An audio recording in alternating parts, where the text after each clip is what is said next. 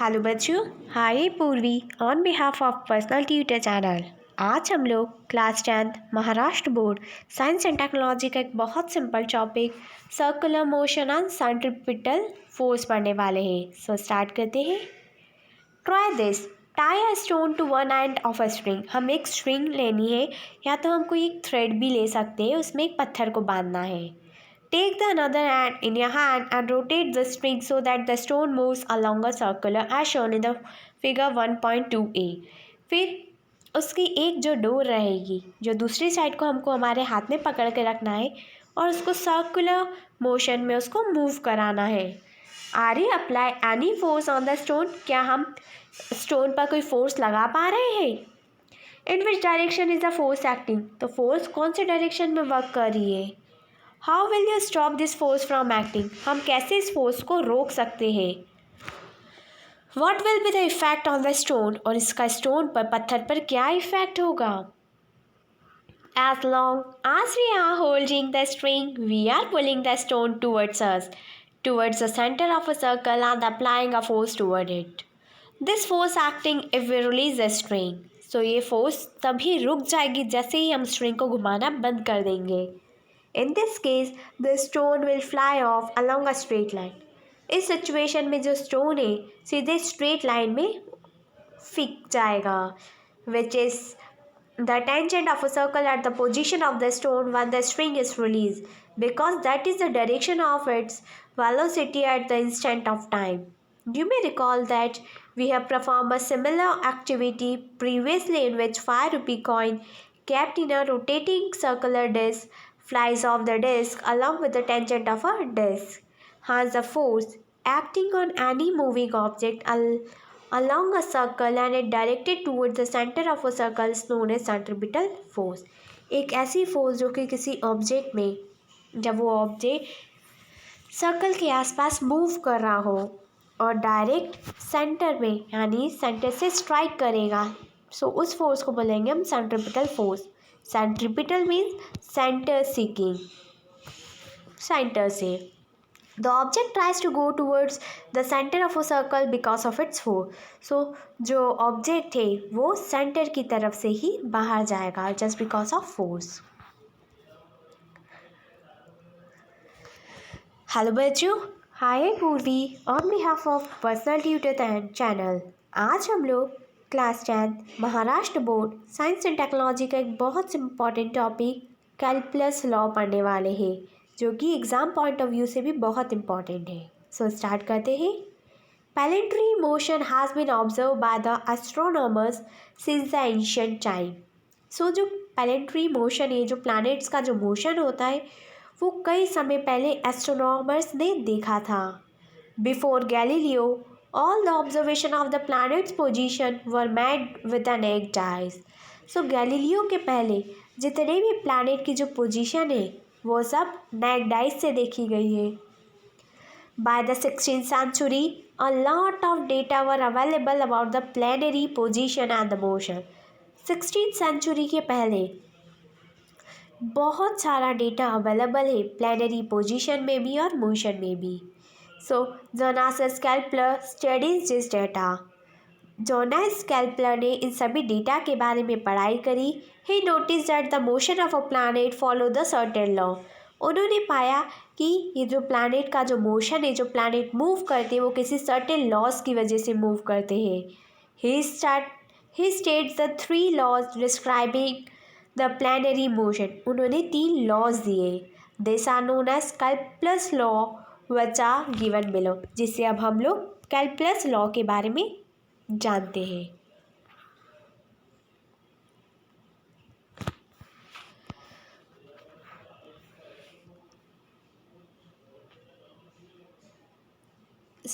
अब हम लोग कैलकुलस फर्स्ट लॉ पढ़ेंगे। The orbit of a planet is an ellipse with the sun at one of its foci. So जो planet की orbit है वो एक इलिप्स है, इलिप्टिकल मोशन में मूव करते हैं सन के आसपास। Shows the elliptical orbit of the planet revolving around the sun. The position of a sun is indicated by S. Kepler's second law है the line joining the planet and the sun sweeps equal area in the equal interval of time. जो line planet और sun को sweep कर रही है वो equal distance equal interval of time में travel कर रही है। And the third law of calculus is the square of its period of revolution around the sun is directly proportional to the cube of the mean distance of a planet from the sun. So, उस planet का सन के आसपास का जो revolution है उसको हमने square किया है, जो कि डायरेक्टली प्रोपोर्शनल है cube of the mean distance. Cube होगा उसकी जो डिस्टेंस है उस प्लैनेट की सन से, उसके डायरेक्टली प्रोपोर्शनल है।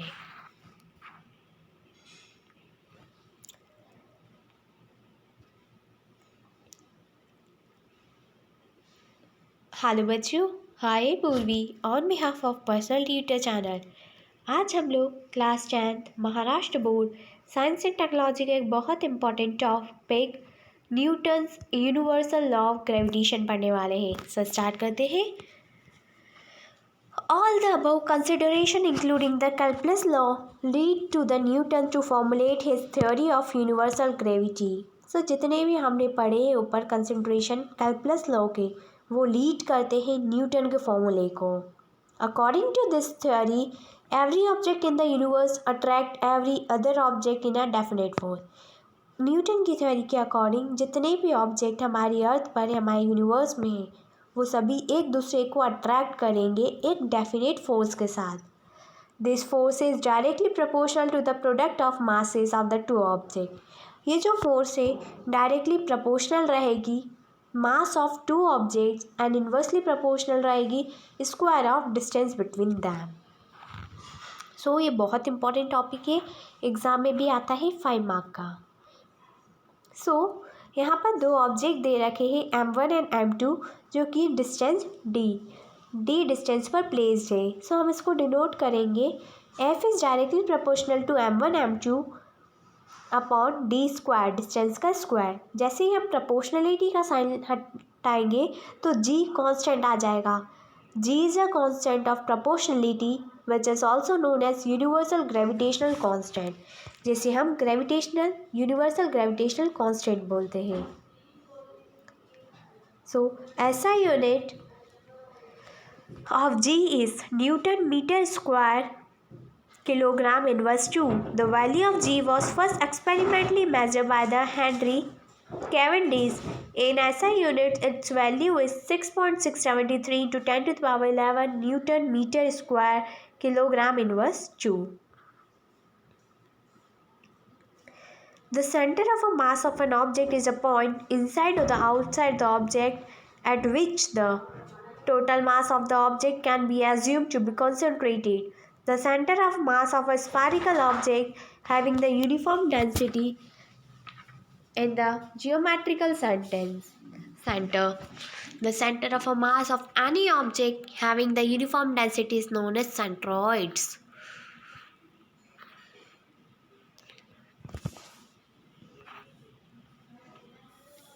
हेलो बच्चों, hi Purvi on behalf of personal tutor channel. आज हम लोग class 10 Maharashtra board science and technology का एक बहुत important topic uniform circular motion और the magnitude of centripetal force पढ़ने वाले हैं। सो स्टार्ट करते हैं। Consider an object moving in the circle with constant speed. हम एक ऑब्जेक्ट को कंसिडर करना है जो कि कांस्टेंट स्पीड के साथ एक सर्कल में मूव कर रहा है। We have seen earlier that such a motion is possible only when the object is constantly acted when a force directly towards the center of circle. So हमने पहले देख रखा है वो ऑब्जेक्ट तभी मूव करेगा जब कोई फोर्स उसके सेंटर पर अप्लाई होगी। This force is called the centripetal force. उस फोर्स को हम बोलेंगे centripetal force. If m is the mass and v is the speed and r is the radius, then it is shown that F is equals to mv square by r.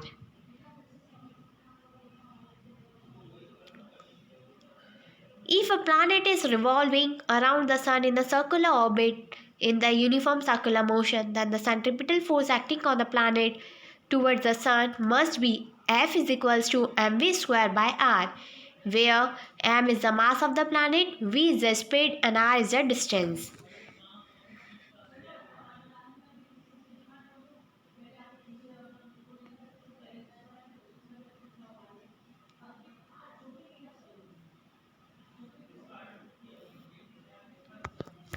Thus, Newton concludes that the centripetal force, which is a force acting on the planet,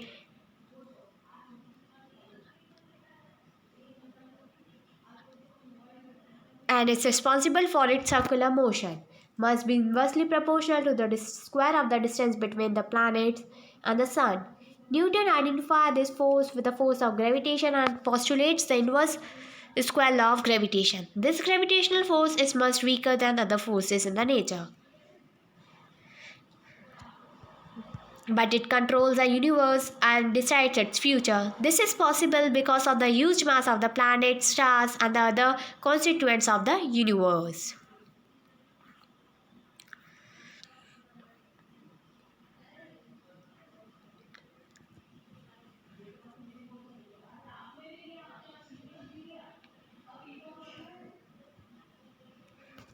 hello बच्चों, hi Purvi on behalf of personal tutor channel. आज हम लोग class 10 Maharashtra board science and technology का एक बहुत important topic earth gravitational force पढ़ने वाले हैं। सो स्टार्ट करते हैं। Will the velocity of a stone throw vertical upward remain constant और it will change with time? जो किसी स्टोन की वेलोसिटी, जिस स्टोन को हम ऊपर फेंकेंगे, क्या उसकी वेलोसिटी सेम रहेगी या चेंज हो जाएगी? And how will it change? अगर चेंज होगी तो कैसे? Why does a stone move up all the time? कैसे स्टोन हर वक्त मूव करेगा? Why does it fall down after reaching a certain height? और कैसे एक सर्टेन पॉइंट के बाद, एक सर्टेन हाइट पर पहुंचने के बाद वो कैसे नीचे आ जाएगा stone? What does its maximum height depend on? उसकी जो मैक्सिमम हाइट किस पर डिपेंड करेगी? The earth attracts every object near it towards itself because of the gravitational force. जो अर्थ है वो सभी ऑब्जेक्ट को, यानी अपने आसपास के सभी ऑब्जेक्ट को अट्रैक्ट करेगी because of gravitational force. Gravitational force की वजह से the centre of a mass of the earth is situated at the centre. जो सेंटर ऑफ द मास है अर्थ का, वो सिचुएट करता है सेंटर पे है। So the gravitational force of any object due to the earth is always directed towards the centre of the earth. So जो gravitational force है किसी ऑब्जेक्ट का, वो हमेशा अर्थ के सेंटर पर होगा। Just because of this force, just because of gravitational force, an object fall vertically downwards on the earth. Gravitational force की वजह से ये जो ऑब्जेक्ट है वर्टिकली डाउनवर्ड जाएगा, नीचे गिरेगा अर्थ पर। Similarly when we throw a stone vertically upward, this force tries to pull it down और रिड्यूस इट्स वेलोसिटी। जैसे ही हम किसी स्टोन को ऊपर की तरफ फेंकेंगे तो वो फोर्स की वजह से नीचे आ जाएगा, नीचे गिर जाएगा और उसकी वेलोसिटी जो है वो रिड्यूस हो जाएगी। Due to the constant downward pull, the velocity becomes zero after a while. So, नीचे खींचने की वजह से एक टाइम ऐसा आएगा जिसकी की वेलोसिटी ज़ीरो हो जाएगी। The pull continue to be exerted and the stone moving vertically downward towards the center of the earth under this influence.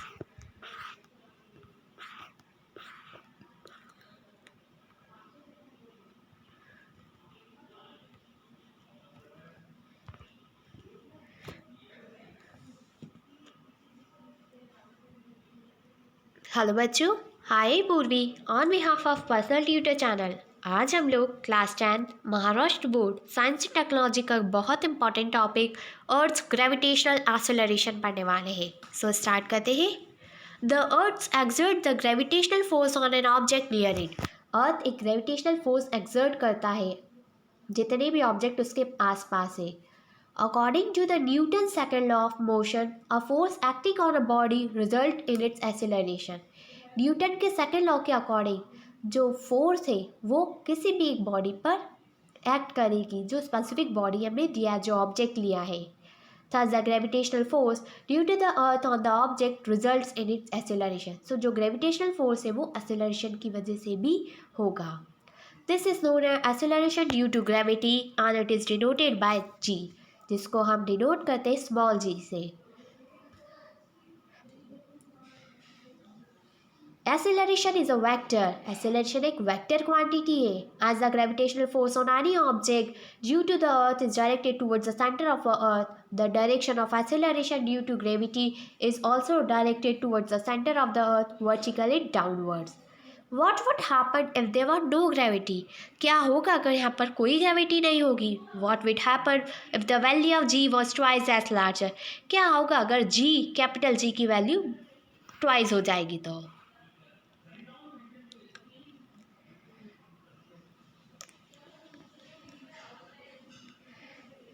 Hello बच्चों, hi Purvi on behalf of personal tutor channel. आज हम लोग class 10 Maharashtra board science and technology का एक बहुत important topic value of G on the surface of the earth पढ़ने वाले हैं। सो स्टार्ट करते हैं। We can calculate the value of g by using the Newton universal law of gravitation for an object of mass m situated at a distance r from the center of the earth. So यहाँ पर हम Newton universal law of gravitation से एक object की value निकालेंगे small जी से, जिसका मास है एम, जो कि जिसके डिस्टेंस है R. So the law of gravitation given is force is equals to capital G M M by R square. Here M is the mass of the earth, F is equals to M G. So M G is equals to G M M by R square. So G की value हो गई G M by R square. So, if an object is situated on the surface of the earth, r is equals to the radius of the earth. So, यहाँ पर जब हम solve करेंगे तो small जी की वैल्यू आ जाएगी 9.77 मीटर सेकेंड स्क्वायर पर second square. This acceleration depends only on the mass m and the radius r of the earth, and so acceleration due to gravity at a given point on the earth is the same for all the object. It does not depends on the property of an object. So जो acceleration depend करता है वो mass पर और radius पर depend करता है, ना कि किसी object की property पर। बच्चों, आई होप कि आपको ये वीडियो पसंद आई हो, and if you have any query related to this, then comment in comment section. Thank you. Have a nice day.